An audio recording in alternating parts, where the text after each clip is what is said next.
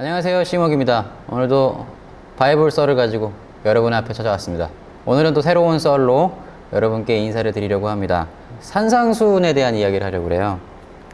요거는 제가 좋아하는 케냐 키안부 커피. 여기는 우리 여명교회 숨은 공간이에요. 아무도 잘 찾지 않는, 그렇지만 저한테는 되게 괜찮아 보이는 그런 공간에 와서 썰을 좀 부려보려고 합니다. 예수님 많은 설교가 있는데 그 가운데 마태복음 5장부터 7장까지는 조금 특별한 설교라고 할 수 있고요. 우리는 요 부분을 산상수훈이라고 합니다. 산상수훈에 대한 내용은 뭐 아주 풍성하게 얘기할 수 있지만 결론은 간단합니다. 산상수훈은 새로운 율법의 완성이었고 삶의 팁을 제공하고 있다라는 거죠. 산상수훈 중에서 오늘은 좀 팔복에 대한 이야기를 잠깐 하고 싶어요. 팔복은 진짜 많은 것들을 담고 있고 그리고 신앙생활의 기초를 제공한다고 할 수 있습니다. 팔복에 대한 메시지는 뭐 워낙 많기 때문에 좋은 설교는 여러분이 유튜브나 교회 홈페이지 이런 데서 찾을 수 있겠죠. 목사님들의 좋은 설교가 많습니다. 그리고 좋은 책도 진짜 많아요. 근데 저는 조금 오늘 또 다르게 여러분에게 썰을 풀어보고 싶고 왜 팔복이 신앙생활의 기초고 가장 기본되는 팁인지 얘기를 좀 해보려고 해요. 팔복은 사실 진짜 흥미로운 메시지라고 할 수 있어요. 많은 사람들이 사실은 이 팔복을 삶의 기준으로 삼고 있거든요. 난 아니다. 사실은 나도 모르게 그렇게 사는 경우가 진짜 많습니다. 신앙생활을 하다 보면 나도 모르게 팔복의 어떤 가치들을 내 삶에서 이렇게 녹여서 보여주고 있는 거죠. 오늘 포인트는 사실 요거 하나입니다. 팔복을 심오하게 설명하는 것보다 대체 팔복이 얼마나 심플하게 우리의 삶에 와닿아 있는지 이런 얘기라고 할 수 있을 것 같고요. 사실 그 삶을 이렇게 심오하게 설명한다고 해서 심오한 삶을 살게 되는 건 아니잖아요. 신앙생활도 마찬가지입니다. 신앙생활을 아무리 심오하게 설명한다 해도 그렇다고 해서 신앙생활이 심오해지는 건 아니에요. 그런 분들은 아주 소수에 불과하죠. 대부분은 아주 단순한 삶을 살고 있고요. 많은 사람들이 심오한 설명보다는 단순하고 분명한 가이드라인이나 팁을 기대합니다. 그래서 사실은 성경에서도 그렇게 우리의 삶의 가이드라인을 제공하고 있어요. 하나님은 우리에게 그러한 평범한 신앙생활을 알려주셨고 사실은 구약의 율법도 그러한 가치라고 우리가 생각해 볼 수 있습니다. 똑같이 산상수훈의 여러 가지 이야기들 그리고 팔복의 어떤 그런 심오한 표현들은 사실상 평범한 신앙생활을 이야기한다라고 할 수 있겠죠. 심령이 가난하다, 애통하다, 온유하다, 의에 줄이고 목마르다, 긍휼히 여기다, 마음이 청결하다, 화평하게 하다, 의를 위하여 박해를 받는다. 8가지 가치예요. 이 8가지 가치가 하나하나 심오해서 그런 심오한 내용들을 한 문장 하나씩 다뤄도 뭐 얘기할 게 엄청 많겠죠. 설명충이 될 것 같아요. 그래서 저는 전체적인 맥락으로 접근하고 싶어요. 성경에는 이런 심오한 문장들이 되게 많은데 전체적인 맥락으로 접근하다 보면 의외로 간단하고 심플한 게 많습니다. 팔복도 그렇고요. 팔복에 대한 또 다른 이야기라고 할 수 있는데 베아티튜데스.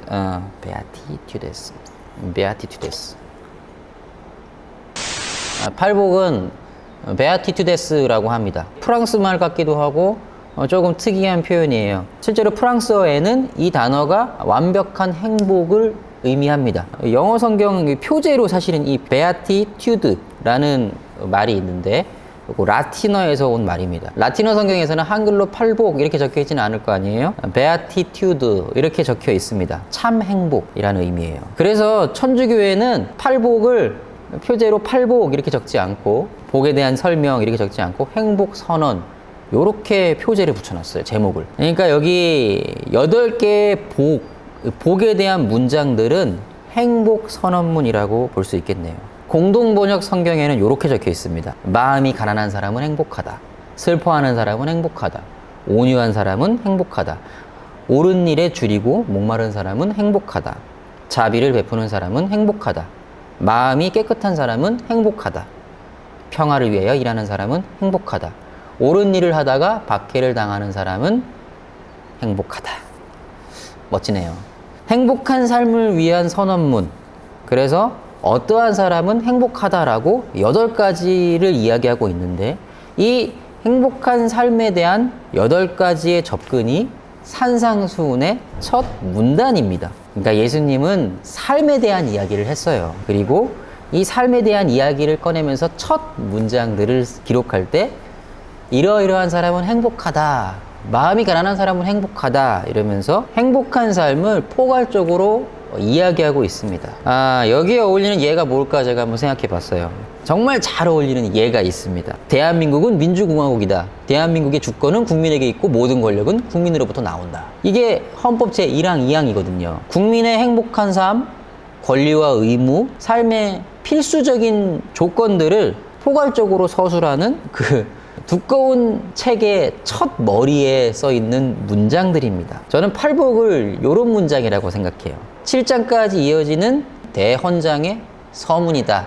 전 이렇게 말씀드리고 싶습니다. 사실 우리가 구약의 율법들을 잘 모릅니다. 그 제사와 하나님 백성으로 살아가는 어떤 가치들, 그 기준들 이런 것들을 잘 몰라요. 그런데 비슷하게 살고 있죠. 마찬가지로 산상수훈에 있는 많은 교훈들이 있는데 어떻게 이웃을 사랑해야 되는지, 세상 속에서 어떠한 존재가 돼야 되는지 이런 것들이 다 담겨 있는데 우리가 정확하게 알지 못할 때가 많아요. 하지만 대부분 그런 느낌으로 비슷한 어떤 그런 이미지를 가지고 살아갑니다. 중요한 건 알면 더 잘 살 수 있다라는 거죠. 그래서 우리가 법을 배우잖아요. 그것이 나를 보호해주고 시민으로서의 행복권을 보장해주기 때문이죠. 그러니까 팔복은 이러한 산상수훈의 내용들의 서문이고, 이 서문에 우리는 어떻게 살아야 행복한지, 세상 속에서 어떻게 살아가는 것이 행복한 신앙생활인지를 보여주는 첫 문장이라고 생각해요. 오경준이라는 분께서 팔복의 내용을 이렇게 설명했습니다. 이게 진짜 와닿는 문장이에요. 주님의 법도는 땅에서 힘이 없어 보입니다. 뺨을 맞고 속옷을 빼앗겨도 그저 당하기만 합니다. 그래도 이 법을 따르는 온유한 자가 끝내 땅을 차지합니다. 예수님이 이를 증명하셨습니다. 아니 이런 내용 참 좋은 것 같습니다. 사실은 이 복음서의 매력이 바로 이런 거라 생각해요. 세상 사람들이 생각하는 행복과 전혀 다른 행복 선언문을 예수님께서 말씀하세요. 8가지 첫 문장. 그리고 그렇게 우리는 이미 살고 있다라는 거. 나도 모르게 그렇게 행복을 추구하고 있다라는 거. 자, 멋진 이야기입니다. 역시 복음서의 매력이 있어. 이러니까 복음서 계속해야 돼. 자, 오늘은 이렇게 산상수훈의 팔복 부분을 조금 이야기해 봤고요. 영상이 도움이 되셨다면 좋아요와 댓글 그리고 구독과 알림 설정도 부탁드립니다. 자, 지금까지 심옥이었습니다. 여기는 제가 되게 좋아하는 영양교회 숨은 공간 그런 곳입니다. 저는 지금 We Love 리터치드 티셔츠를 입고 역시 나만의 플랜